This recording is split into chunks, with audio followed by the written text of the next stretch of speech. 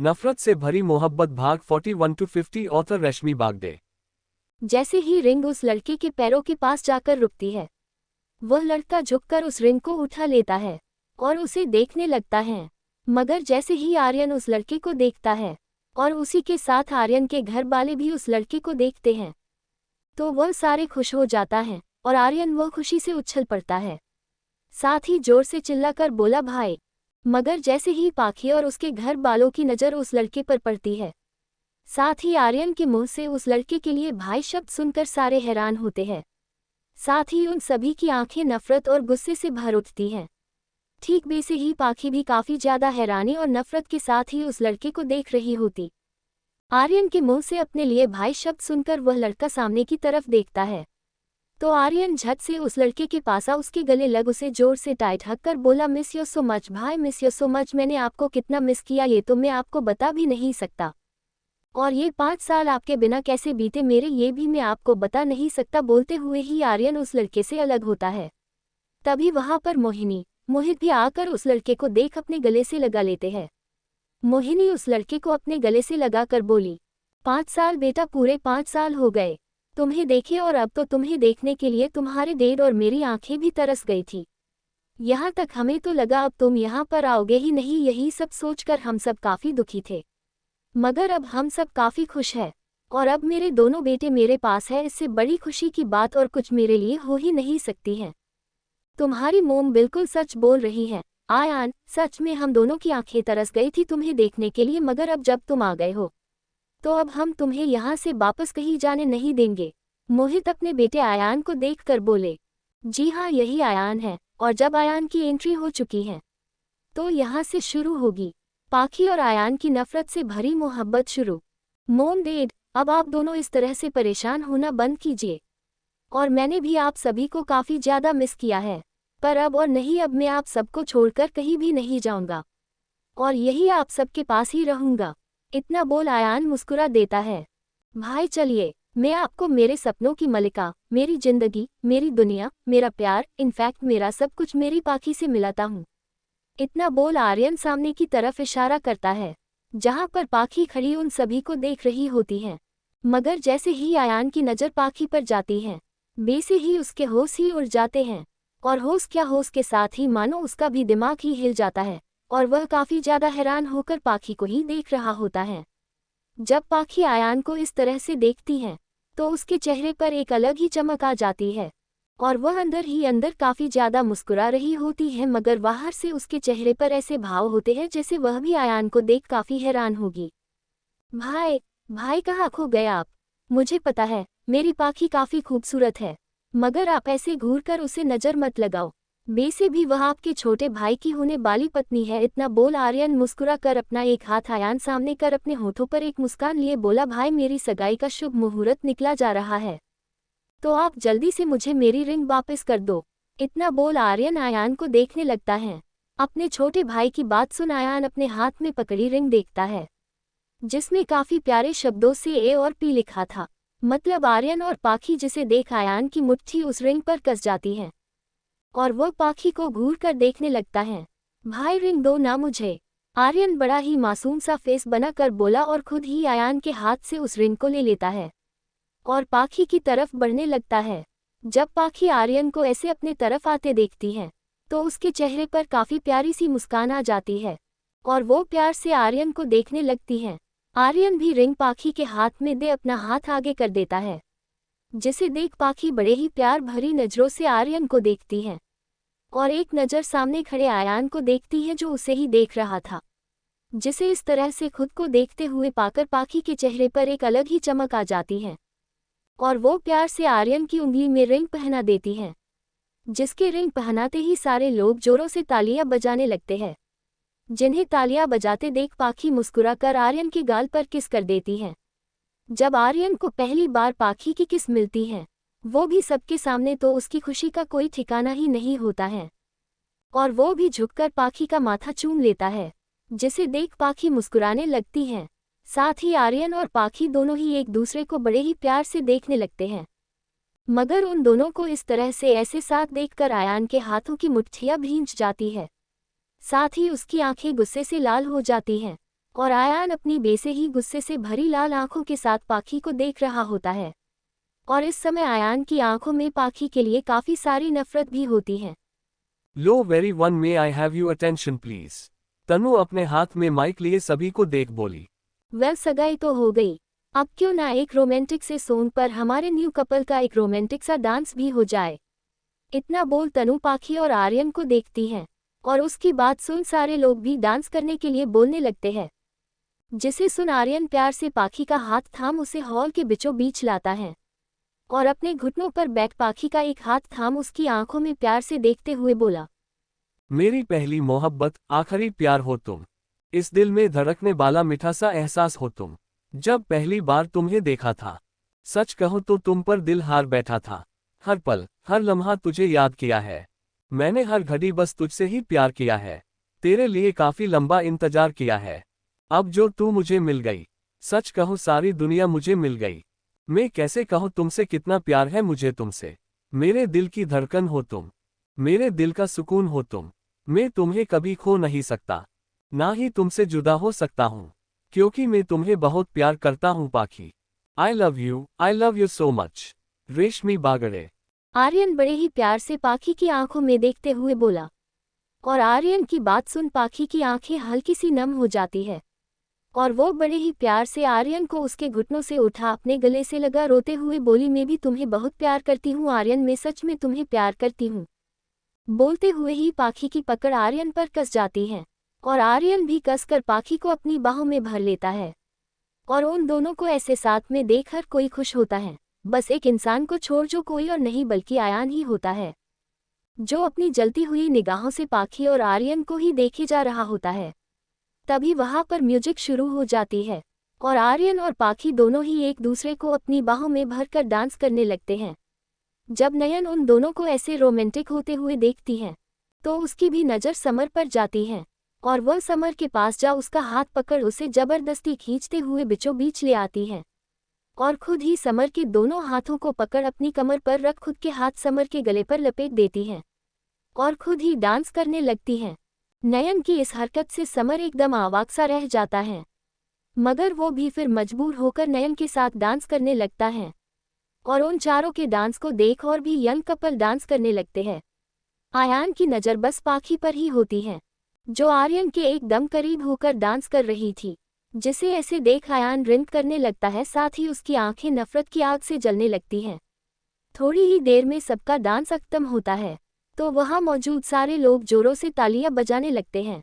साथ ही कुछ समय बाद पार्टी भी खत्म हो जाती है और सारे ही गेस्ट अपने अपने घर के लिए निकल जाते हैं और कुछ समय बाद ही पाखी और उसका सारा परिवार भी मोहिनी और मोहित को देख जाने का बोलते हैं, जिसे सुन मोहिनी पाखी को वहीं रुकने का बोलती है और उसके ही साथ सभी को, मगर वो लोग वहां पर रुकते नहीं चले जाते हैं। आयान अपने कमरे में अपने बैग पर बैठा काफी गुस्से में होता है और उसे यकीन ही नहीं हो रहा था, जिस लड़की से शादी कर उसके साथ एक रात बिता कर उसने जिसे छोड़ा था, उसी लड़की से उसका भाई इतना ज्यादा प्यार करता है। साथ ही वह उस लड़की के लिए इतना पागल भी है और पाखी वह भी बेशर्मों की तरह आर्यन के साथ शादी करने जा रही है, जिसे सोच सोच कर आयान का गुस्सा बढ़ते ही जा रहा था और उसे इस समय पाखी पर काफी गुस्सा आ रहा था और उसी गुस्से के चलते आयान बेड पर बिछी चादर उठाकर उसे जमीन पर फेंक देता है, साथ ही सारी पिलो वगैरह सब फेंक देता है और वह गुस्से में खुद से ही बोला, तुमने ये बिल्कुल भी अच्छा नहीं किया पाखी, तुमने ये सच में अच्छा नहीं कि तुम्हारी हिम्मत भी कैसे हुई मेरे छोटे भाई के साथ कोई खेल खेलने की। आर्यन सिर्फ मेरा भाई नहीं, मेरे लिए मेरे बेटे के समान है और तुमने मुझसे बदला लेने के लिए मेरे छोटे भाई को मोहरा बनाकर बिल्कुल भी अच्छा नहीं किया। तुम्हें बदला लेना था तो मुझसे लेना था, मगर मेरे भाई को इस तरह बीच में नहीं लाना था। तुमने गलती कर दी पाखी, इस बार तुमने सच में काफी बड़ी गलती की है और इस गलती के लिए मैं तुम्हें कभी भी माफ नहीं करने वाला, ना ही मैं तुम्हें अपने भाई की जिंदगी खराब करने दूंगा। बोलते हुए ही आयान काफी ज्यादा गुस्से और नफरत में पाखी को याद कर रहा होता है। आर्यन का रूम। आर्यन अपने कमरे में बेड पर लेटा अपने और पाखी के साथ किए उस प्यारे से रोमांटिक से डांस के बारे में सोचकर मुस्कुरा रहा होता है। साथ ही आर्यन बार बार अपनी उंगली में पहनी रिंग को देख मुस्कुराए जा रहा होता है। बस ये 3 दिन और पाखी, उसके बाद तुम हमेशा के लिए मेरी बन जाओगी और हम दोनों हमेशा के लिए एक दूसरे के हो जाएंगे। फिर हमें कोई भी जुदा नहीं कर पाएगा और हम हंसी खुशी हमेशा साथ रहेंगे। और हमारे साथ आयशा और जो हमारा बेबी होगा वह भी हमारे साथ ही रहेगा। आर्यन खुद से ही बातें करते हुए मुस्कुरा रहा होता है और पाखी और अपनी शादी का सोचकर काफी ज्यादा खुश भी हो रहा होता है। आर्यन की आंखों में इस समय बिल्कुल भी नींद नहीं थी और वो बस अपने मोबाइल में अपनी और पाखी दोनों की फोटो को देखकर खुश हो रहा होता है। दूसरी तरफ पाखी, आयु और तनु तीनों ही लड़कियां साथ में सोई हुई थी। आयु उन दोनों के बीच थी और दोनों ने ही उसे हक की हुई थी। आयु तो सो चुकी थी मगर तनु और पाखी की आंखों में नींद नहीं थी। अब क्या होगा पाखी, तूने कुछ सोच रखा है क्या? तेरी शादी आर्यन से हो पाएगी? मुझे नहीं लगता आयान ऐसा होने देगा। वो कभी भी तेरी शादी अपने भाई से नहीं होने देगा और जिस तरह का इंसान वो आयान है उसे देख मुझे नहीं लगता वो कभी भी अपना सच सबके सामने आने देगा। या तेरी शादी आर्यन से होने देगा? तनु काफी कुछ सोचकर बोली। उसे जो करना है वो कर सकता है और मुझे जो करना है वो मैं करूँगी और इस बार मैं अपने साथ कुछ भी गलत नहीं होने दूंगी। कुछ भी नहीं, सालों पहले मुझसे मेरा सब कुछ छीन लिया गया। मेरी शादी टूट गई, मेरे बाबा मुझे छोड़कर दुनिया से चले गए। उस आयान रघुवंशी ने जबरदस्ती मुझसे शादी की, फिर मेरा रेप कर मुझे बेसे ही छोड़कर चला गया। आज भी मुझे वो सारी बातें अच्छे से याद है जो उसने मेरे साथ किया। कुछ भी नहीं भूली मैं, ना ही कभी मैं कुछ भूलना चाहती हूँ। और इस बार मेरी शादी होगी, वो भी आर्यन के साथ ही होगी। उस आयान रघुवंशी को जो करना है करे, मैं उससे डरती नहीं। मैं यहाँ उसकी तबाही बनकर आई हूँ और उसे बर्बाद किए बिना मैं यहाँ से जाऊंगी नहीं। ना ही उसे चैन से जीने दूंगी, ना ही मरने। जिस तरह से मैं तड़पी हूँ बेसे ही हर पल हर दिन उसे भी रोना होगा। जिस तरह से मैं इतने सालों से घुट घुट कर जी रही हूँ ठीक वैसे ही उसे भी घुट घुट कर ही जीना होगा। मैं कभी भी उसे चैन नहीं मिलने दूंगी। हर पल हर दिन उसे ये याद दिलाते रहूंगी उसने जो मेरे साथ किया वो ठीक नहीं है। बोलते हुए ही पाखी की आंखें नफरत से भरी होती हैं। साथ ही पाखी की आंखों में एक अलग ही जुनून होता है जिसे देख तनु कुछ भी नहीं बोलती है और थोड़ी ही देर में उन दोनों ही लड़कियों की भी आंखें लग जाती हैं और वो दोनों ही आयु को हक कर सो जाती हैं। अगली सुबह रघुवंशी महल। मोहिनी आज सुबह काफी जल्दी ही उठ गई थी और उठते ही सारे नौकरों को भागा दौड़ी में लगा चुकी थी क्योंकि आज से ही उन्हें शादी की तैयारी जो करनी थी। वैसे तो सारा रघुवंशी महल पहले से ही दुल्हन की तरह सजा हुआ था क्योंकि कल रात ही सगाई जो हुई थी और सारी ही डेकोरेशन शादी के हिसाब से ही की गई थी जिस कारण सजावट की कोई भी परेशानी नहीं थी। मगर शादी में आज से बस 2 दिन ही बचे हुए थे, मतलब आज का दिन और कल का दिन, क्योंकि परसों के दिन शादी थी और इन 2 दिनों में ही हल्दी, मेहंदी और संगीत तीनों का प्रोग्राम भी था। और आज ही सभी को पैलेस शिफ्ट होना था, मतलब वेडिंग लोकेशन के लिए निकलना। पाखी और आर्यन की शादी पाखी के ही खुद के अपने बड़े से होटल में होने वाली थी जो शहर से थोड़ा दूर था और वहां तक जाने के लिए करीब 4 से 5 घंटे लगने वाले थे। इसलिए मोहिनी जल्दी उठकर सारी तैयारी कर रही थी, साथ ही सारी पैकिंग भी, ताकि उन्हें किसी भी चीज़ के लिए कोई परेशानी ना हो। वैसे जहां पर शादी होने वाली थी उस जगह जाकर उन्हें किसी चीज़ की कमी तो नहीं पड़ती, पर फिर भी अपनी खुद की पैकिंग करनी जरूरी थी। मोहिनी की तरह ही मोहित भी सुबह जल्दी उठ चुके थे और सारी चीजों को वह काफी अच्छी तरह से देख रहे थे। नयन जो सारी रात सो ही नहीं पाई थी क्योंकि वो समर के ख्यालों में जो खोई हुई थी, जिस कारण उस रात भी नींद ही नहीं आ पाई और दिन निकलते ही वो अपनी सारी पैकिंग करने बैठ गई थी। और सबसे पहले वही अपने बड़े से लगेज के साथ हॉल में आकर वहां पर लगे सोफे पर आराम से आकर सो चुकी थी। और थोड़ी ही देर में घर के सारे लोग जाग जाते हैं और अपने कपड़े पैक कर नीचे हॉल में ही आ जाते हैं। आयान भी सीढ़ियों से नीचे उतरते हुए आ रहा था, मगर इस समय आयान की चाल काफी धीमी थी और वो एक एक सीढ़ी बड़े ही ध्यान के साथ उतर रहा होता है। वो भी रेलिंग को पकड़कर जब आयान नीचे आता है तब उसकी चाची उसे देखकर बोली, आयान तुम हमारे साथ नहीं चल रहे हो? उद्धरण चिन्ह, आप सभी कहीं जा रहे हो? चाची आयान सभी को देखकर बोला, हाँ हम सब पैलेस जा रहे हैं। आज रात मेहंदी और संगीत दोनों का प्रोग्राम है, कल हल्दी और परसों शादी, इसलिए हम सभी पैलेस जा रहे हैं। वैसे तुमने अपनी पैकिंग नहीं की, तुम्हें नहीं चलना क्या अपने छोटे भाई की शादी में? वंदना आयान को देखते हुए बोली। कोई बात नहीं वंदना, आयान की सारी पैकिंग मैं पहले ही करवा चुकी हूँ। और उसका सारा सामान गाड़ी में जा चुका है। वैसे भी आयान कल रात ही यहाँ आया है, तो उसे कुछ पता नहीं होगा। मोहिनी आयान के कुछ बोलने से पहले ही बोली। मोमदेव चाचू चाची हम सब चले, वैसे भी वहां जाने में हमें अभी करीब 5 घंटे का सफर पूरा करना है। आर्यन वहां पर आते हुए बोला और आर्यन की बात सुन सभी हमें अपना सर हिला देते हैं और वंदना अपनी बेटी नयन को भी जगह देती है और सारे ही घर से बाहर निकलने लगते हैं। मगर आयान अपनी जगह पर ही खड़ा होता है, साथ ही वह कुछ सोच भी रहा होता है। भाई चलो ना, नहीं तो हमें चलने में देरी हो सकती है। आर्यन आयान को उसकी जगह पर ही खड़ा देखकर बोला और आर्यन की बात सुन आयान चुपचाप बिना कुछ बोले ही उसके पीछे चलने लगते हैं। आर्यन और आयान दोनों ही भाई एक ही कार में बैठे पैलेस के लिए जा रहे होते हैं और बाकी सभी भी दूसरी कार से जा रहे थे और सभी के साथ उनके अपने बॉडीगार्ड भी होते हैं। आर्यन कार ड्राइव कर रहा होता है और आयान खिड़की से बाहर देख रहा होता है। भाई आपको पता है, मैं खुद को काफी खुश नसीब समझता हूँ जो पाखी जैसी इतनी प्यारी और अच्छी लड़की मुझे मिली है। ये बोलते हुए ही आर्यन के चेहरे पर एक अलग ही मुस्कान होती है। मगर आर्यन की बात सुन आयान की आंखें गुस्से से भर जाती हैं। आपको पता है भाई, एक बार मैं अपनी किसी मीटिंग के लिए इंडिया से बाहर गया था 4 साल पहले। तब मैंने पहली बार पाखी को देखा था, जो वहां मौजूद सारे ही लोगों से काफी ज्यादा अलग थी। जब मैंने पहली बार पाखी को देखा था तब पाखी के चेहरे पर कोई भी खुशी नहीं थी, बल्कि उसकी आंखों में कुछ था, तो वो बस दर्द और उदासी। उस समय मैं पाखी से मिलकर बात करना चाहता था, उसे बताना चाहता था मैं उसे पहली ही नज़र में देखकर अपना दिल हार चुका हूँ। मगर तब मैं उससे मिल नहीं पाया, ना ही उसके बाद में कभी उसे देख पाया। पर फिर भी मैं उससे जुड़ी हर छोटी बड़ी सारी ही बातों का हमेशा ध्यान रखा करता था और पिछले 3 सालों से मैं उससे मिलने की और उसके साथ काम करने की कोशिश कर रहा था, मगर मैं वैसा कर नहीं पाया। पर आपको पता है भाई, कुछ समय पहले ही पाखी मेरे साथ काम करने के लिए भी मान गई और मेरे प्यार को भी एक्सेप्ट कर ली। बोलते हुए ही आर्यन के चेहरे पर काफी बड़ी मुस्कान थी और अपने भाई की बात सुनकर आयान को पाखी के ऊपर काफी गुस्सा आने लगता है और उसे ऐसा लगता है जैसे पाखी कोई साजिश रच रही है और उससे बदला लेने के लिए ही पाखी आर्यन को मोहरा बनाकर उससे शादी कर रही है।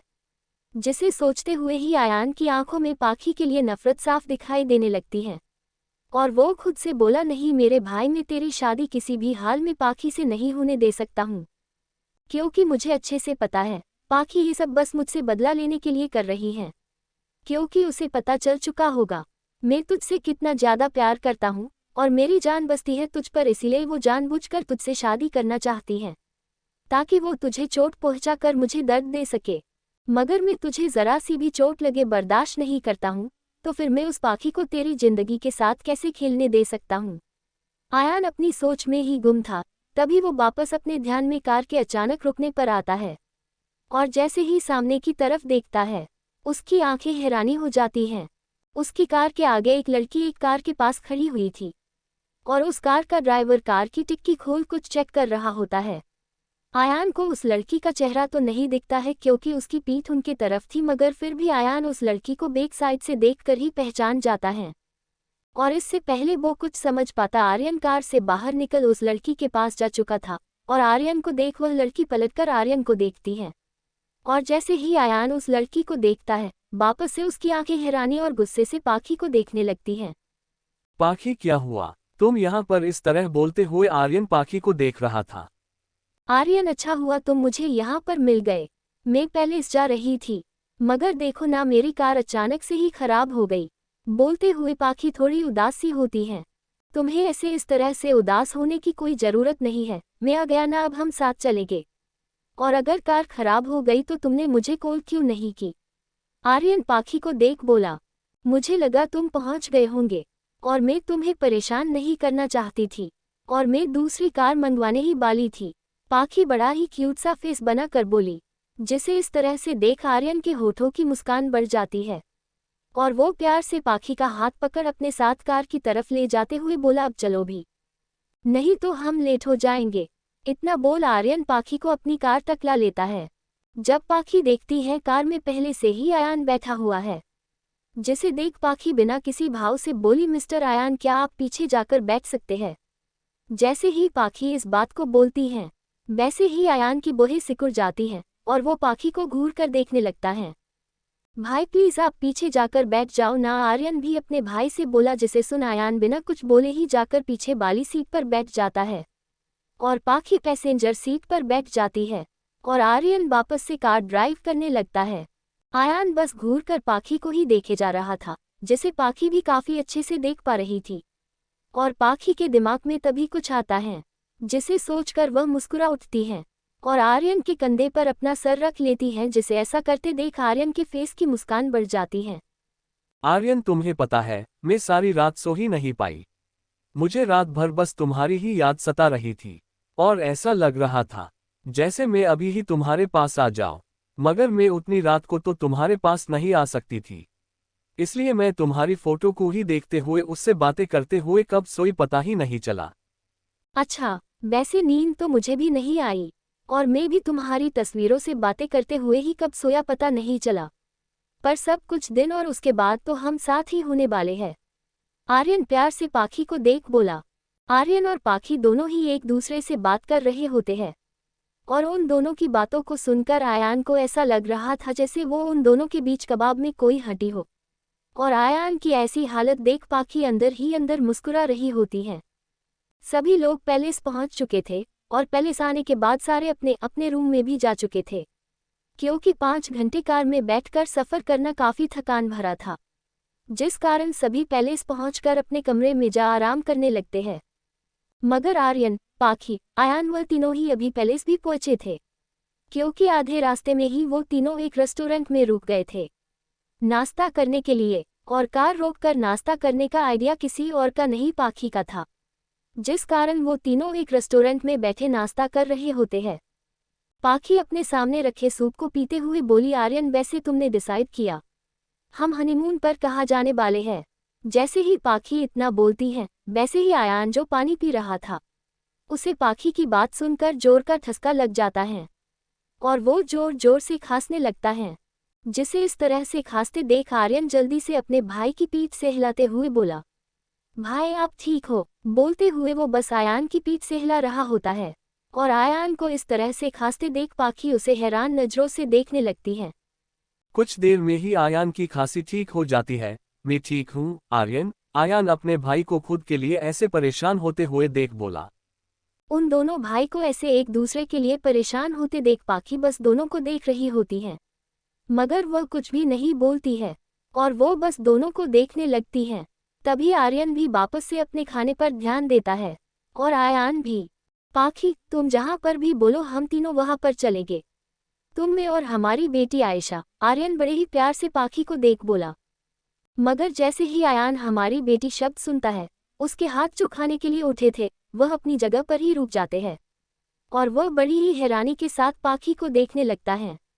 मगर पाखी उसकी आंखों में आर्यन की बात सुन हल्की सी नमी आ गई होती है और वह आर्यन का हाथ अपने दोनों हाथों में भरकर बोली, क्या कहा तुमने? क्या तुम फिर से बोल सकते हो? ये बोलते हुए ही पाखी की आंखों में एक अलग ही चमक होती है, साथ ही वो अपनी उन्हीं चमकती हुई आंखों से आर्यन को देख रही होती है। मैंने कहा हम हमारी बेटी के साथ बाहर घूमने वहां पर जाएंगे जहां पर तुम जाना चाहती हो। आर्यन पाखी के मन में चल रही उथल पुथल को समझकर बोला और आर्यन की इस बात को सुन पाखी धीरे से आर्यन के हाथ में किस कर लेती है और उसकी आंखों से 2 बूंद आंसू की गिर जाती हैं, जिसे आर्यन अपने हाथों की उंगली से साफ कर उसे देखते हुए बोला, नहीं पाखी, अब और नहीं, अब इन आंसुओं की तुम्हारी आंखों में कोई जगह नहीं है। अब से बस तुम्हारी आंखों में खुशी होगी, कोई दुख या तकलीफ नहीं और हम तीनों हमेशा साथ ही रहेंगे। ये बोलते हुए आर्यन प्यार से पाखी को ही देख रहा होता है और आर्यन की बात सुन पाखी भी हमें अपना सर हिला देती है। मगर इन दोनों की बातों को सुन और दोनों को ऐसे लवी डवी होते देख आयान से बिल्कुल भी बर्दाश्त नहीं होता है। ऊपर से हमारी बेटी शब्द सुनकर आयान को कुछ भी समझ ही नहीं आता है और उससे अब ज्यादा बर्दाश्त नहीं हो पाता है, तो आयान अपनी जगह से उठकर खड़ा हो जाता है। मेरा हो गया, मैं कार में तुम दोनों का इंतजार कर रहा हूँ। आयान उन दोनों को देख बोला और वहां से चला जाता है, जिसे इस तरह से जाते देख पाखी के फेस पर एक केवल मुस्कान आ जाती है और वह भी आर्यन का हाथ पकड़ वहां से निकल जाते हैं। तीनों ही कार में बैठ चुके थे। इस समय आयान के मन में काफी ज्यादा उथल पुथल मची हुई होती है और उसे कुछ भी समझ ही नहीं आ रहा होता है। पाखी इंडिया से बाहर कैसे गई और आर्यन उससे कैसे टकराया, साथ ही पाखी इतनी बड़ी कंपनी की मालकिन कैसे बनी। इस समय आयान के दिमाग में काफ़ी कुछ चल रहा था, जिसका जवाब सिर्फ और सिर्फ पाखी के पास ही था, जिसे वो चाहकर भी इस समय पाखी से पूछ नहीं सकता था, ना ही वो अपने भाई के सामने सच आने दे सकता था। उसने पाखी के साथ क्या किया था, यही सब बातों को सोच सोच कर आयान का सर दर्द करने लगता है और वह काफ़ी बेचैन हो उठता है। पाखी सामने लगे मिरर से आयान के चेहरे पर आ रहे हर एक भाव को अच्छे से नोटिस कर रही थी, और उसे ऐसे परेशान देखकर पाखी को काफी सुकून मिल रहा होता है। और पाखी मन ही मन आयान की इस हालत को देख काफी ज्यादा खुश हो रही थी। और वो खुद से ही अपने मन में बोली, ये तो बस शुरुआत है आयान रघुवंशी, अभी बहुत कुछ होना बाकी है। मैं तुमसे तुम्हारा सारा सुकून चैन सब कुछ छीन लूंगी, यहाँ तक तुम ठीक से सांसें भी नहीं ले पाओगे। तुम्हें मैं ऐसा कर दूंगी।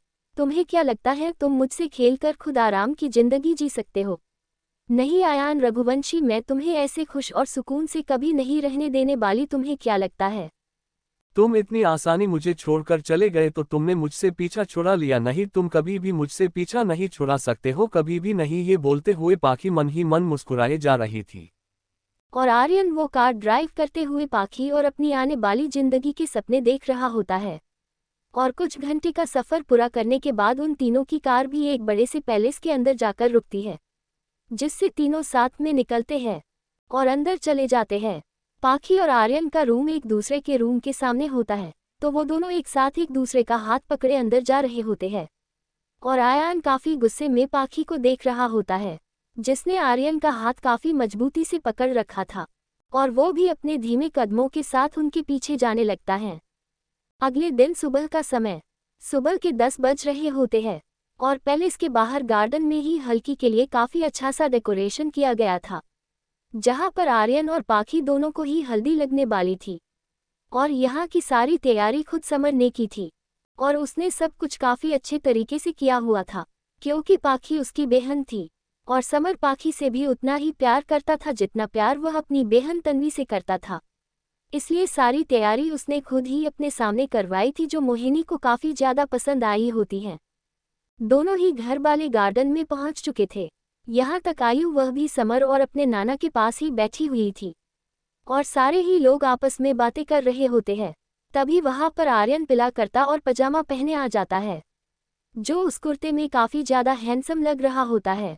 और आर्यन के साथ ही आयान भी था, जिसने खुद भी पीली शर्ट पहनी हुई थी, और वह भी काफी अच्छा लग रहा था। आर्यन को वहां पर देख मोहिनी नयन से बोली, नयन जाकर पाखी को भी ले आओ, फिर हम सभी हल्दी की रस्म करते हैं। जी बड़ी माँ, मैं अभी भाभी को लेकर आई, इतना बोल नयन जाने को होती है तो उसे सामने ही पाखी नजर आ जाती है, जो तनु के साथ वहां पर आ रही थी। इस समय पाखी ने येलो कलर का काफी सुंदर लहंगा पहनी हुई होती है, जिस पर उसने येलो कलर के ही फूलों से बने हार पहन रखी थी। इस समय पाखी काफी ज्यादा सुंदर दिखाई पड़ रही थी। जब आर्यन और आयान दोनों की ही नजर पाखी पर पड़ती है, तो उन दोनों के ही दिल की धड़कन काफी जोरों से शोर करने लगती है, और वह दोनों ही बिना पल के झपकाए बिना ही पाखी को देखने लगते हैं। जब पाखी की नज़र भी उसे ही देख रहे आर्यन पर पड़ती है, तो उसके दिल को एक अलग ही सुकून का एहसास होता है। मगर आयान को देखते ही पाखी का दिल नफरत से भर उठता है, और वो उससे अपनी नज़रें फेर लेती हैं। बहुत प्यारी लग रही हो पाखी तुम, मोहिनी पाखी को देख बोली, जिसे सुन पाखी मुस्कुरा देती है और अपनी जगह पर जाकर बैठ जाती है। ठीक वैसे ही आर्यन भी जल्दी से पाखी के बगल में जा बैठता है, जिसे देख पाखी और बाकी सभी मुस्कुराने लगते हैं। मगर आयान उसे बिल्कुल भी अच्छा नहीं लगता है। पाखी और आर्यन को इस तरह से साथ देखकर आयान का मन एक पल के लिए ऐसा करता है जैसे वो खुद जाकर आर्यन की जगह में बैठ जाए और आर्यन से बोल दे पाखी से उसकी शादी नहीं हो सकती है, क्योंकि पाखी उसकी पत्नी है। मगर वो चाहकर भी ऐसा कर नहीं सकता था, क्योंकि अगर वह ऐसा करता है तो उसके सारे ही घर वाले उससे काफ़ी सारे सवाल करने बैठ जाएंगे। आयान अपनी सोच में गुम था, तभी उसके कानों में एक मीठी सी आवाज़ पड़ती है, जिसे सुनकर आयान जैसे ही सामने देखता है वैसे ही उसकी आंखें हैरानी से फैल जाती हैं। मोम, क्या मैं भी आपको और अंकल को हल्की लगा सकती हूँ? आयशा बड़ी ही मासूमियत के साथ प्यार से बोली, जिसे सुन सभी मुस्कुरा देते हैं। हाँ आयु, बिल्कुल, तुम अपनी मोम और डैडी को हल्की लगा सकती हो। तनु प्यार से आयु के पास आकर बोली। और तनु की बात सुन आर्यन भी हाँ में अपना सर हिला देता है। मगर जैसे ही आयान की नज़र आयु पर जाती है, वैसे ही उसके होश उड़ जाते हैं। और उससे भी ज्यादा हैरान वो ये जानकर होता है, आयु पाखी की बेटी है, जिसे जानकर आयान को समझ नहीं आता ये कैसे हो सकता है। और अगर पाखी की बेटी आयु है तो उसके पिता कौन हो सकता है। मगर तभी उसे ये ख्याल आता है, आयु का पिता वो खुद भी हो सकता है।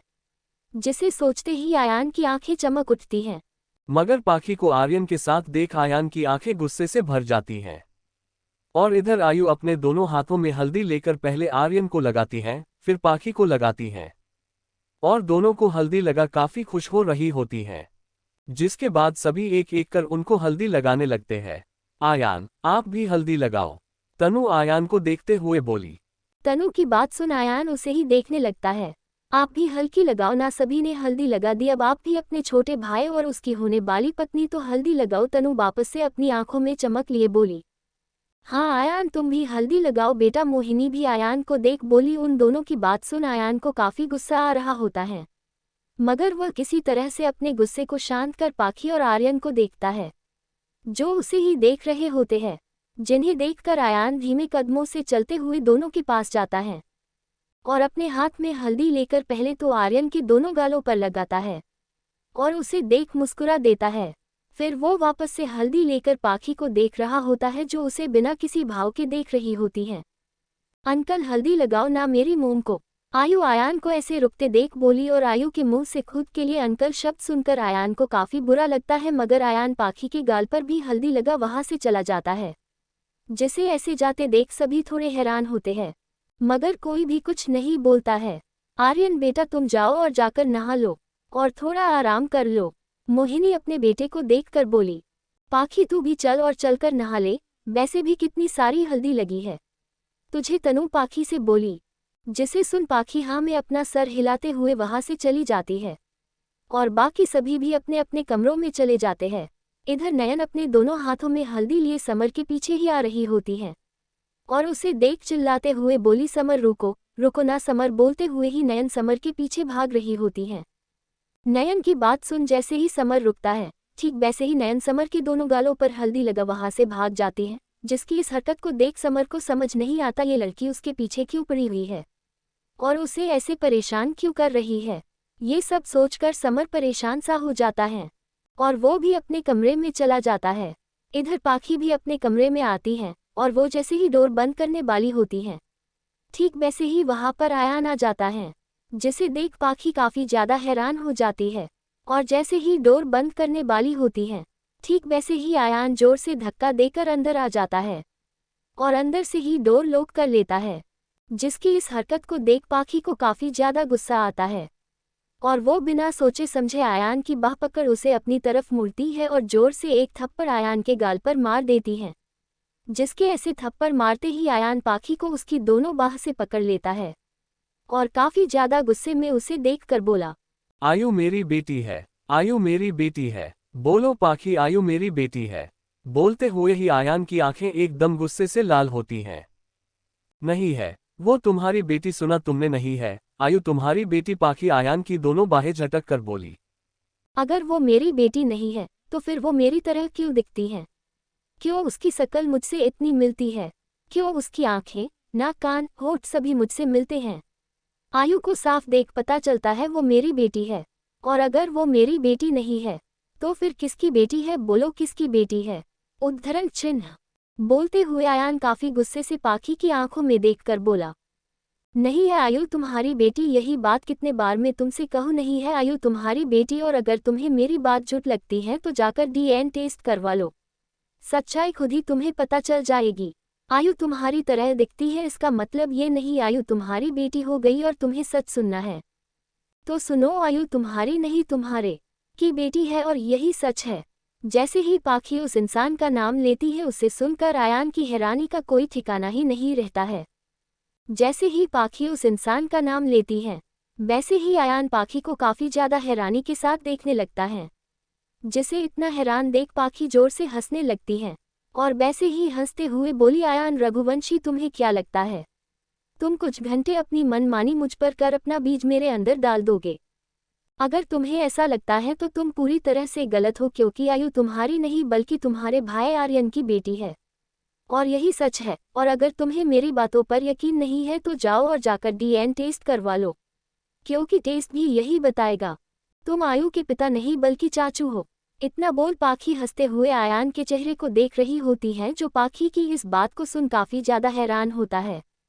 ऐसा कैसे हो सकता है? तुम मजाक कर रही हो या झूठ बोल रही हो? ये सब तुम इसलिए बोल रही हो ताकि मैं तुम्हारी शादी अपने भाई से होने दूं। अगर तुम ऐसा सोच रही हो तो तुम पूरी तरह से गलत हो। आयान काफी गुस्से में पाखी की आंखों में देखते हुए बोला। आयान, आयान, आयान, तुम सच में कितने बड़े बेवकूफ हो ना। तुम्हें क्या लगता है मैं तुम्हारी औलाद को अपनी कोख में रख उसे पाऊंगी? वो भी तुम जैसे शैतान की औलाद, जिसने पहले तो मुझसे जबरदस्ती शादी की और जबरदस्ती ही मेरे साथ शारीरिक संबंध बनाए। क्वोट, मैं तुम्हारे जैसे गिरे हुए इंसान की औलाद को जन्म दूंगी। तुमने ऐसा सोच भी कैसे लिए? हाँ, ये सच है, मैं तुम्हारे बच्चे की माँ जरूर बनने वाली थी, मगर जब मुझे ये बात पता चली तभी मैंने तुम्हारे उस बच्चे को गिरा दिया। इतना बोल पाखी आयान को देखती है, जिसके चेहरे पर पाखी की बात सुन दर्द की लकीरें आ गई थी। जिसे ऐसे देख पाखी मुस्कुराए और वापस से बोली, हाँ यही सच है। जब मुझे पता चला तुम्हारा बीज मेरे अंदर है तभी मैंने उस बीज को जो तुम्हारा अंश था उसे मार दिया। और सच कहूँ, ऐसा करते हुए मुझे जरा सा भी दर्द नहीं हुआ, बल्कि मैं काफी ज्यादा खुश थी, क्योंकि मैं तुम जैसे हैवान के बच्चे को जन्म बिल्कुल भी नहीं दे सकती थी। मगर आयु, वो किसी जबरदस्ती की निशानी नहीं बल्कि प्यार की निशानी है, और वो मेरे अंदर मेरी मर्जी से आई है। और सच यही है, आयु के पिता कोई और नहीं बल्कि आर्यन ही है। और आर्यन और आयु दोनों ही बाप बेटी है, और मैं काफी खुश हूँ जो आर्यन मेरी बेटी का पिता है। तुम नहीं, इतना बोल पाखी मुस्कुराई। उद्धरण चिन्ह, हाउ डेयर यू, तुम ऐसा कैसे कर सकती हो पाखी? तुम मेरे बच्चे को कैसे मार सकती हो? बोलते हुए ही आयान की आंखों में काफी सारे आंसू होते हैं, और वो पाखी की दोनों बाहें पकड़ उसे काफी गुस्से में देखते हुए बोला। बिल्कुल वैसे ही जैसे तुम्हारी हिम्मत हुई थी मेरी इज्जत को अपने पैरों तले रौंदने की। जिस तरह तुमने मुझे बर्बाद करने से पहले एक बार भी नहीं सोचा, ठीक वैसे ही मैंने तुम्हारे बच्चे को मारने से पहले एक बार भी नहीं सोची। इतना बोल पाखी हंसने लगती है, मगर पाखी की इस बात को सुन आयान की आंखें और भी ज्यादा आंसुओं से भर जाती हैं। और वो 2 कदम पीछे होकर लड़खड़ा कर गिरने ही वाला होता है। जिसे ऐसे गिरते देख पाखी जल्दी से आयान को संभाल कर खड़ा कर देती है और उस पर हंसते हुए बोली, क्या हुआ आयान रघुवंशी? बुरा लगा जानकर मैंने तुम्हारे बच्चे को मार दिया? चुप चुप चुप चुप चुप कर पाखी हंसने लगती है, और हंसते हुए ही बोली, जाओ, निकल जाओ यहाँ से और मेरी जिंदगी से, और जाते हुए अपना ये मंगलसूत्र भी लेते हुए जाओ, क्योंकि अब से मेरी जिंदगी में इसकी कोई जगह नहीं है, कोई भी नहीं। इतना बोल पाखी जोर से खींचकर अपने गले में पहना मंगलसूत्र निकाल देती है और उसे आयान के हाथ में रख देती है। साथ ही आयान का एक हाथ पकड़ उसके ही हथेली से अपनी मांग में लगा सिंदूर पोंछ देती है। जिसे ऐसा करते देख आयान का दिल बैठ सा जाता है और उसे काफी ज्यादा बुरा लगने लगता है। साथ ही अपने बच्चे का सुन उसे पाखी पर काफी ज्यादा गुस्सा भी आ रहा होता है, और वो उसी गुस्से में पाखी को देख बोला, तुमने बिल्कुल भी ठीक नहीं की पाखी, तुमने बिल्कुल भी ठीक नहीं की, तुमने मेरे बच्चे को मार दिया। तुम ये कैसे कर सकती हो? तुमने मेरे बच्चे को मार कर मेरे अंदर के जानवर को जागने पर मजबूर किया है, और आज से मैं खुद से ही वादा करता हूँ, मैं तुम्हें कभी भी खुश नहीं रहने दूंगा। जिस तरह से तुमने मेरे बच्चे को मार दिया वैसे ही हर पल तुम भी मरोगी। और आयान अपना किया हुआ वादा कभी भूलता नहीं है। इतना बोल आयान काफी ज्यादा गुस्से में वहां से चला जाता है, जिसके वहां से जाते ही पाखी नीचे जमीन पर बैठ रोने लगती है, और रोते हुए ही खुद से बोली, तुम्हें जो करना है करो, और मुझे जो करना है वो मैं करूँगी। वैसे भी तुमने तो मुझे सालों पहले ही मार दिया था, और जो पहले से ही मर चुका है उसे अब तुम कैसे मारोगे? तुमने मेरे साथ इतना कुछ गलत किया, और तुम सोच भी कैसे सकते हो मैं तुम्हारी औलाद को जन्म भी दे सकती हूँ? बोलते हुए ही पाखी अपने आंसू साफ करती है और उठकर बाथरूम में चली जाती है। इधर आयान भी काफी ज्यादा गुस्से में अपने कमरे में आता है, और वहां पर रखा सारा सामान गुस्से में ही इधर से उधर फेंकने लगता है, और थोड़ी सी ही देरी में सारा सामान फेंकने के बाद आयान जमीन पर बैठ जोर से रोने लगता है, और वैसे ही रोते हुए खुद से बोला, तुम मेरे साथ ऐसा कैसे कर सकती हो पाखी? तुम कैसे ये सब कर सकती हो? मानता हूं मैंने तुम्हारे साथ काफी कुछ गलत किया, तुम्हारे साथ जबरदस्ती शादी, साथ ही जबरदस्ती तुम्हारे साथ रिश्ता बना, तुम्हें छोड़कर चला गया था। मगर मैंने वो सब इसलिए किया था ताकि मैं तुम्हें खो ना दूं, या तुम किसी और से शादी ना कर लो। क्योंकि मैं तुम्हें खोना नहीं चाहता था। मैं तो तुम्हें कितना प्यार करता था पाखी, और इन 5 सालों में मैंने तुम्हें कितनी ढूंढने की कोशिश की, यहाँ तक मैं तो तुम्हें वापस लेने भी आने वाला था। मगर उस दिन मेरा वो एक्सीडेंट नहीं हुआ होता और उस एक्सीडेंट में मेरे पैर पैरालाइज नहीं होते तो मैं कब का तुम्हारे पास लौट चुका होता और तुम्हें अपनी पत्नी होने का दर्जा भी दिया होता। मगर उस एक्सीडेंट ने सब कुछ बर्बाद कर दिया। मगर मुझे एक उम्मीद थी, तुम मेरा इंतजार करोगी। मगर मैं गलत निकला पाखी, तुम तो पूरी तरह से मुझे भूल चुकी हो, तुम ये भी भूल चुकी हो तुम भी कभी मुझे प्यार किया करती थी। यहाँ तक मेरे बगैर जीने का तुम सोच भी नहीं सकती थी। मगर तुम सच में सब कुछ भूल चुकी हो, अपने आयान को भी भूल चुकी हो। इतना बोल आयान फुट फुट कर रोने लगता है और रोते हुए ही बोला, मेरा बच्चा, तुम मेरे बच्चे को कैसे मार सकती हो पाखी, कैसे तुम मेरे बच्चे को मार सकती हो। इतना बोलते हुए ही आयान काफी जोरों से रो रहा होता है। उद्धरण चिन्ह। शादी वाला दिन सारा पैलेस मेहमानों से भरा हुआ था और आज इस शादी में शहर के सभी नामी लोग शामिल हुए थे, जो सभी अपर क्लास सोसाइटी से बिलोंग करते थे। सारे मेहमान बैठे आपस में बातें कर रहे होते हैं। कुछ लोग यहाँ की सजावट की तारीफ कर रहे होते हैं, तो कुछ खाने पीने की। कुछ अमीर घर के बच्चे आपस में जान पहचान बढ़ा रहे होते हैं, तो कुछ बैठे खाना खा रहे होते हैं। और दोनों परिवार, पाखी का और आर्यन दोनों के ही परिवार, काफी खुश होते हैं और वहां आए मेहमानों से बातें भी कर रहे होते हैं। साथ ही एक काफी बड़ा और सुंदर सा मंडप बनाया गया, जहां पर एक हवन कुंड भी था। सारे मेहमान आ चुके थे, पंडित जी भी आकर बैठे हुए थे। अंदर कमरे में मेकअप आर्टिस्ट ने पाखी को काफी सुंदर तैयार की थी। पाखी ने आज काफी सुंदर गोल्डन कलर का लहंगा पहनी हुई थी, जिस पर हीरे से वर्क किया गया था, और उस लहंगे की कीमत करोड़ों में थी, जिस पर बेशकीमती हीरो से कारीगिरी की गई थी, जो काफी ज्यादा सुंदर था। पाखी ने उस लहंगे से ही मैचिंग डायमंड ज्वेलरी पहनी थी, और डायमंड के ही इयररिंग, मैचिंग चूड़ियां, माथे पर सुंदर सा मांगटिका, नाक में बड़ी सी सुंदर नथ, माथे पर बिंदी, बालों का काफी सुंदर जुड़ा बना हुआ था।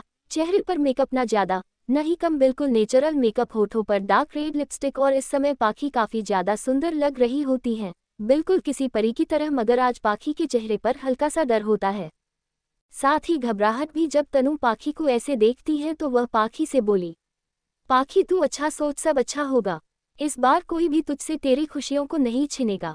वैसे भी इस बार तो तू आर्यन से प्यार भी करती है, तो कोई भी तुझसे तेरा प्यार और खुशियां कुछ भी नहीं छीन पाएगा। बोलते हुए ही तनु पाखी के कंधे पर अपना एक हाथ रख देती है। पता नहीं तनु क्यों, मगर दिल काफी बेचैन है, जैसे कुछ तो होने वाला है। बोलते हुए पाखी बेड पर बैठ जाती है और उसकी बात सुन तनु कुछ सोचकर बोली, पाखी तू इतना परेशान मत हो, देख जब तक तू मंडप में नहीं पहुंच जाती तब तक मैं तेरे साथ ही रहूंगी। और फिर हमारे गार्ड भी तो रूम के बाहर खड़े हैं, जो हमें मंडप तक सेफली लेकर जाएंगे। तो तू परेशान होना बंद कर। इतना बोल तनु पाखी को मुस्कुराने का इशारा करती है, जिसे समझकर पाखी भी हल्का सा मुस्कुरा देती है। इधर आर्यन दुल्हे की शेरवानी पहना काफी अच्छा लग रहा होता है और वो बस खुद को मिरर में देख मुस्कुरा रहा होता है। आर्यन खुद से ही बातें करते हुए बोला, आज मुझे मेरा प्यार मिलने वाला है, जिस प्यार के लिए मैं 4 साल से इंतजार कर रहा था, जिस लड़की को अपनी पत्नी बनाने के लिए मैंने इतना इंतजार किया, आज मेरा वही इंतजार खत्म होने वाला है। आज के बाद पाखी और मैं, हम दोनों ही पति पत्नी बन जाएंगे और हमेशा साथ रहेंगे। बोलते हुए ही आर्यन काफी खुश नजर आ रहा होता है और वह पाखी को अपनी दुल्हन के रूम में इमेजिन कर मुस्कुरा रहा होता है।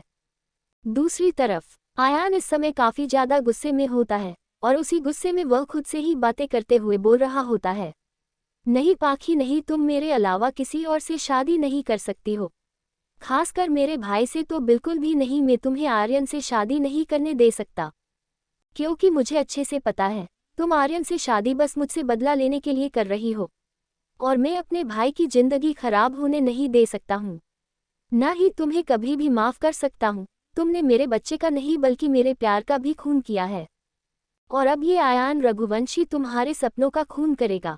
सालों पहले जैसे तुम उस सूरज से शादी नहीं कर पाई थी, ठीक वैसे ही आज भी तुम्हारी शादी नहीं हो पाएगी, और मैं तुम्हारी शादी किसी भी हाल में नहीं होने दे सकता हूँ। तुम्हें हर दिन रोना और तड़पना होगा पाखी, तुम्हें मैं कभी भी सुकून के साथ नहीं जीने दूंगा। क्योंकि तुम मेरी मोहब्बत ही नहीं बल्कि मेरी नफरत भी हो। ऐसी नफरत जिसे मैं दर्द देना भी चाहता हूँ और तुम्हें दर्द में देख भी नहीं सकता हूँ। तुम्हें मैं पाना भी चाहता हूँ और तुम्हें खुद से दूर भी करना चाहता हूँ। बोलते हुए ही आयान की आंखें एक जुनून के साथ भरी हुई होती हैं। कुछ समय बाद आर्यन और पाखी दोनों ही मंडप में बैठे हुए थे और सारे गेस्ट भी वहीं पर होते हैं। दोनों परिवार मंडप के पास खड़े थे, पंडित जी मंत्रों को पढ़ रहे थे। पाखी और आर्यन दोनों के ही चेहरे पर एक प्यारी सी मुस्कान होती है और उन्हीं के पास खड़ी आयु वह सबसे ज्यादा खुश होती है क्योंकि आज से उसे डैडी जो मिलने वाले थे, इसलिए आयु की खुशी का कोई ठिकाना ही नहीं था। पंडित जी मंत्रों को पढ़ते हुए बोले, कन्यादान के लिए कन्या के माता पिता को बुलाए। जैसे ही पंडित जी इस बात को बोलते हैं, वैसे ही पाखी की आंखें हल्की सी नम हो जाती है क्योंकि उसकी माँ तो उसे बचपन में ही छोड़कर जा चुकी थी और उसके बाबा वो भी उसे छोड़कर जा चुके थे, जिसे याद कर पाखी की आंखों में आंसू आ जाते हैं। तभी आर्यन पाखी का एक हाथ पकड़ उसे उदास ना होने के लिए बोलता है, जिसे समझ पाखी मुस्कुरा देती है और समर और मिस्टर जैन दोनों को देखने लगती है और धीरे से बोली, डैड। जिसे सुनते ही मिस्टर जैन मुस्कुराते हुए आगे आते हैं और पाखी का हाथ आर्यन के हाथ में दे देते हैं, जिसे देख पाखी मुस्कुरा देती हैं। जिसके बाद वापस से पंडित जी मंत्रों को पढ़ना शुरू करते हैं और मंत्रों को पढ़ते हुए ही दोनों से बोले, वर वधू फेरे के लिए खड़े हो। जैसे ही पंडित जी इस बात को बोलते हैं वैसे ही पाखी डर सी जाती है और उसकी आंखों के सामने सालों पहली हुई घटना आ जाती है, जिसे याद कर पाखी थोड़ा डर सा जाती है। तभी पाखी देखती है आर्यन ने अपना एक हाथ पाखी के आगे किया है, जिसे देख पाखी आर्यन का हाथ थाम खड़ी हो जाती है और पंडित जी मंत्रों को पढ़ना शुरू करते हैं। जिसके बाद आर्यन और पाखी दोनों फेरे लेने लगते हैं और सारे ही लोग उन पर फूलों को बरसा रहे होते हैं। सभी काफी खुश थे और पाखी भी आर्यन के साथ फेरे लेते हुए खुश थी। अभी उन दोनों के 6 फेरे हुए ही थे और 7वां बस शुरू होने ही वाला था। तभी एक तेज आवाज सबके कानों पर पड़ती है, रुक जाओ, ये शादी नहीं हो सकती है। जैसे ही वो आवाज सबके कानों पर पड़ती है वैसे ही सारे लोग हैरानी के साथ अपने सामने खड़े लड़के को देखने लगते हैं, जिसे देख सबकी आंखें हैरानी से फैल जाती हैं और पाखी जब वो उस लड़के को देखती है तो उसका दिल डर से बैठ जाता है। जैसे ही सबके कानों में वह आवाज पड़ती है वैसे ही सारे लोग हैरानी के साथ आवाज की दिशा में देखते हैं और जैसे ही सारे लोग सामने खड़े लोगों को देखते हैं सारे के सारे हैरान हो जाते हैं और जैसे ही पाखी की उस आवाज को सुनती है वैसे ही उसका दिल एक अनजाने डर से भर जाता है। सामने कोई और नहीं बल्कि आयान खड़ा होता है और उसी के साथ कुछ पुलिस वाले भी होते हैं, जिन्हें देख सभी काफी हैरान होते हैं। तभी आयान वापस से बोला, ये शादी नहीं हो सकती है। बोलते हुए ही आयान आगे बढ़ने लगता है और मंडप के पास ही आकर खड़ा हो जाता है।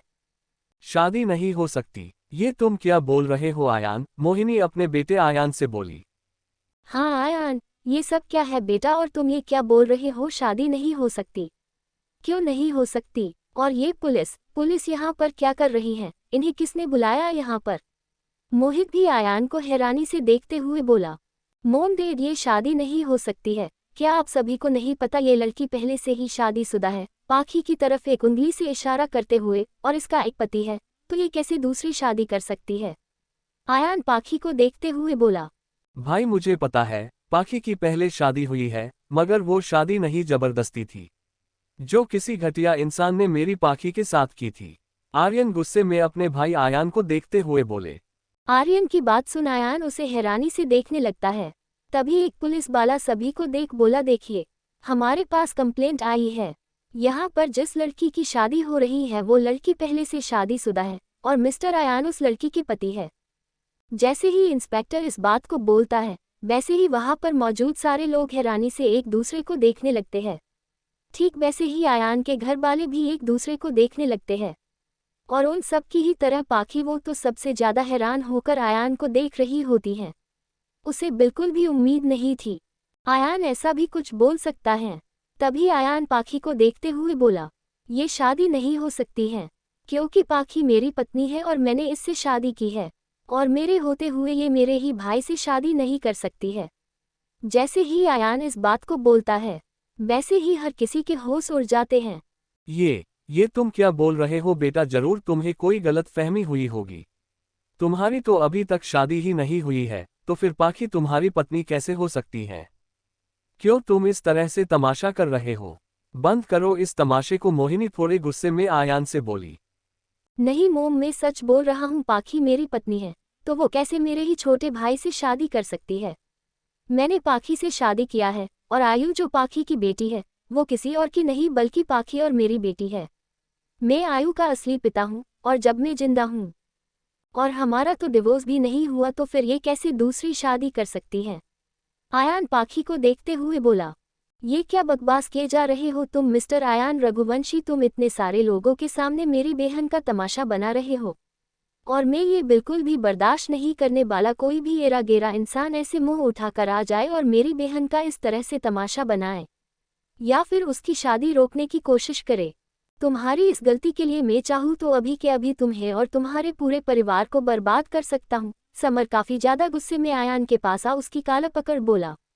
मगर जैसे ही समर इस बात को बोलता है, ठीक वैसे ही मोहिनी और मोहित डर जाते हैं, और उन्हीं के साथ नयन की मोमडेट भी। अपने हाथ अपने पास रखो साले साहब, नहीं तो तुम्हारी बहन को बुरा लग सकता है, क्योंकि मैं उसका पति हूँ, और कोई भी पत्नी ये बिल्कुल भी बर्दाश्त नहीं करेगी। कोई उसके ही सामने उसके पति के गिरवान में इस तरह से हाथ डाले, फिर वो चाहे उसका अपना भाई ही क्यों ना हो। बोलते हुए ही आयान समर के दोनों हाथों को पकड़ उसे दूर झटक देता है। बस बहुत हुआ इंस्पेक्टर, आप क्या यहाँ पर ऐसे खड़े खड़े तमाशा देख रहे हो? कोई भी मुंह उठाकर ऐसे आएगा और आपसे बोलेगा वो मेरी पाखी का पति है, तो आप मान लोगे और इस तरह से मुंह उठाकर आ जाओगे? आप ऐसा कैसे कर सकते हो? क्या आपके पास कोई सबूत है, कुछ ऐसा प्रूव है जो साबित कर सके ये इंसान जो बोल रहा है वही सच है और हम सभी झूठे हैं? तनु काफी ज्यादा गुस्से में इंस्पेक्टर को देख बोली। नहीं मैडम, हमारे पास कोई सबूत नहीं है, न ही मिस्टर आयान ने हमें कोई सबूत दिखाए हैं। इन्होंने हमसे कहा आज यहाँ पर जो शादी हो रही है वो पूरी तरह से गैरकानूनी है, क्योंकि मिस पाखी इनकी पत्नी है और अभी तक इनका डिवोर्स भी नहीं हुआ है, जिस कारण ये शादी नहीं हो सकती है। हम तो मिस्टर आयान की बातों पर यकीन कर यहाँ पर आए हैं। इतना बोल इंस्पेक्टर शांत हो जाते हैं। क्या आप सभी पढ़े लिखे गवार ऑफिसर हो जो ऐसे ही किसी की भी बातों में आकर आप यहाँ पर आ गए और इतना बड़ा तमाशा मचा कर रख दिए? अभी के अभी निकलो यहाँ से, वरना मुझे 2 मिनट का समय भी नहीं लगेगा तुम सबकी वर्दी उतरवाने में। तनु काफी ज्यादा गुस्से में बोली, और तनु का गुस्सा और उसकी बात सुन पुलिस वाले वहां से चले जाते हैं और आयान घूरकर तनु को देखने लगता है। मोहिनी जी, हमें आपसे ये उम्मीद नहीं थी। हमने कभी भी नहीं सोचा था आपका बेटा इतने सारे मेहमानों के बीच मेरी बेटी और हमारा ऐसे तमाशा बनाएगा। आप लोगों ने यूं बिल्कुल भी ठीक नहीं किया। इन सब के लिए आपको काफी बड़ी कीमत चुकानी होगी। मिस्टर जैन काफी ज्यादा गुस्से में मोहिनी और मोहित को देख बोले। मुझे लगता है जरूर कोई गलत फहमी हुई है, आप प्लीज ऐसे गुस्सा मत कीजिए मिस्टर जैन, मैं अपने बेटे से बात करती हूँ। इतना बोल मोहिनी आयान के पास जा उसका एक हाथ पकड़ उसे मंडप से दूर ले जाते हुए बोली, बस बहुत तमाशा कर दिया तुमने आयान, अब और तमाशा नहीं, अब मैं और तमाशा बिल्कुल भी बर्दाश्त नहीं करने वाली। और ये तुम किस तरह की बातें कर रहे हो? जिस लड़की से तुम्हारे भाई की शादी हो रही है उसी लड़की पर तुम अपनी गंदी नजर डाल रहे हो। तुम्हें जरा सी शर्म भी नहीं आ रही? तुम ऐसा कैसे कर सकते हो आयान, और जब तक शादी हो नहीं जाती तब तक तुम यहाँ से चले जाओ। इतना बोल मोहिनी गुस्से में आयान को थोड़ा दूर ले जाकर छोड़ देती है और मंडप की तरफ बढ़ने लगती है। मगर तभी आयान की बात सुन मोहिनी के कदम अपनी जगह पर ही जम जाते हैं और उसी के साथ वहां पर मौजूद सारे लोग भी बस हैरानी से आयान को देखने लगते हैं। जाने से पहले चैनल को सब्सक्राइब करते हुए जाए।